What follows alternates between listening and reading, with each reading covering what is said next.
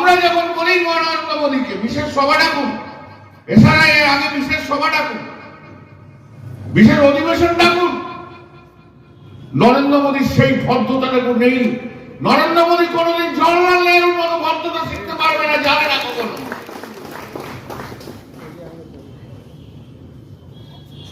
সেই ভদ্রতা নেই। শ্রমিক বলছিল শুনলাম 1971 যখন প্রবলেম হয় তখন ইন্দিরা গান্ধী কৃষ্ণ অটল বিহারী বাজপেয়ীর ঘরে ওনার সঙ্গে কথা বলে এসে কিভাবে এগোবে তাই কথা বলেছে।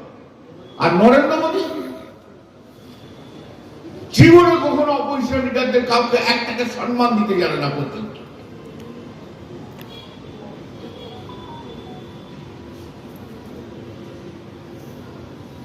একটু ভদ্রতা পর্যন্ত জানেন না, সভ্যতা জানেন না আপনারা। শিখে নিন প্রধানমন্ত্রী পন্ডিত জওয়াহরলাল নেহরুর কাছে কিভাবে অপোজিশনকে রিকগনাইজ করেছে। শিখে নিন ইন্দিরা গান্ধীর কাছে কিভাবে অপোজিশনকে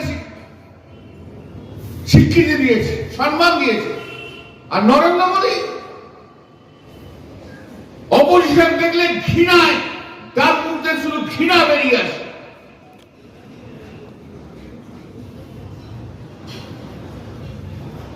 দেখেন তো বাংলাদেশ এক তুলে দিল, মহাত্মা গান্ধীর নামটাকে পর্যন্ত মুছে দিচ্ছে,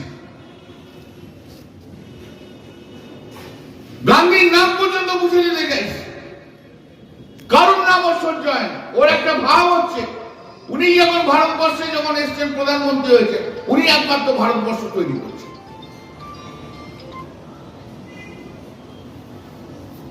আমি আগে ভাবতাম গান্ধীজিকে পর্যন্ত সহ্য করতে পারে না। আসলে এরা নাথুরাম গডসের লোক, যারা গান্ধীজিকে খুন করেছিল। সব নাথুরাম গডসের লোকেরা। এদের আগামী 2026-এ এমন শিক্ষা দিতে হবে যেন পশ্চিমবঙ্গে আর নরেন্দ্র মোদী অমিত শাহ ঢুকতে পারে, তাই রাজনৈতিক লড়াইকে শিক্ষা দিতে হবে।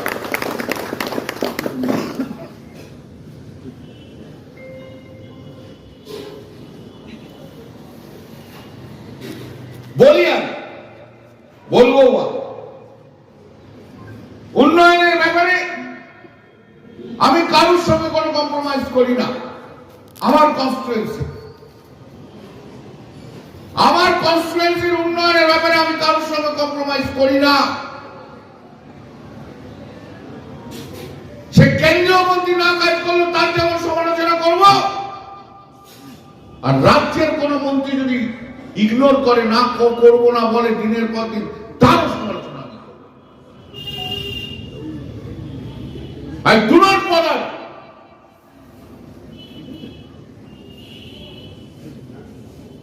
আমার শ্রীরামপুরের 7টা বিধানসভার মানুষের আশীর্বাদে আমি এখানে দাঁড়িয়ে আছি।